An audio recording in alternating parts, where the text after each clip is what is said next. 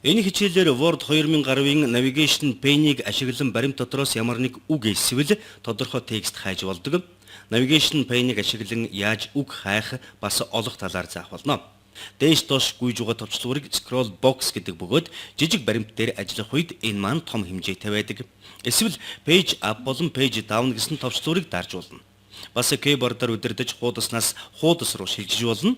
Гэхдээ том хэмжээтэй баримт дээр ажиллаж байхад эдгээр үйлдэлүүд тохиромжгүй байдаг. Их хэмжээний текст энэ баримт дээр байгааг та харж байна. Page up болон page down товчон дээр дарахаар хуудаснаас хуудас руу шилждэг. Хэрвээ би 11-р хуудас руу шилжихийг хүсвэл гүйлгэх товчлуураар 13 хуудас гүйлгэх шаардлагатай болж байна. Олон хуудастай бичиг баримт дээр ажиллаж байхад энэ гүйлгэх зурвас хэтэрхий хязгаарлагдмал. Тодорхой хуудас руу хурдан шилждэг арга хэрэглэх хэрэгтэй. Ямар нэгэн текст хайх бас тухайн текст байрлаж байгаа хуудсыг олох хэрэгтэй болдог. Word 2010 програм дээр үг хайх бас хуудас олох үйлдэлүүдийг нэг дороос олох боломжтой. Үүнийг Navigation pane гэдэг бөгөөд үүнийг ашиглахад их энгийн бөгөөд амархан. View tab руу ороод Navigation pane-ийг идэвхжүүлж болно. Мөн Home tab дээр дараад баруун дээд буланд Find гэсэн бүлэг рүү ороод Advanced Find гэсэн товчийг дарснаар дэлгэцийн зүүн гар талд Navigation pane гараад ирнэ. Хайж байгаа үгээ бичиж оруулна. Үүний доод талд нь 3 таб байгаа. Хуудасаар нь хайж болно.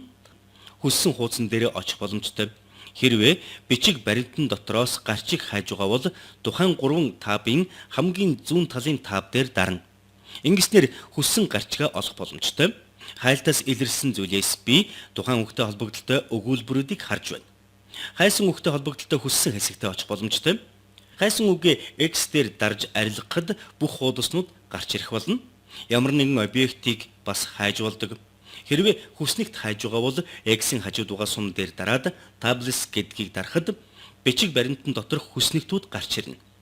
Хүснэгтэй хуудаснууд гарч ирнэ, бас хүснэгтэй хэсгүүдийг тодруулж гаргаж ирнэ. Мөн график хайж болно. График дотор дүрс зураг болон гэрэл зургууд багтдаг гэдгийг санаад авах нь зүйтэй болов.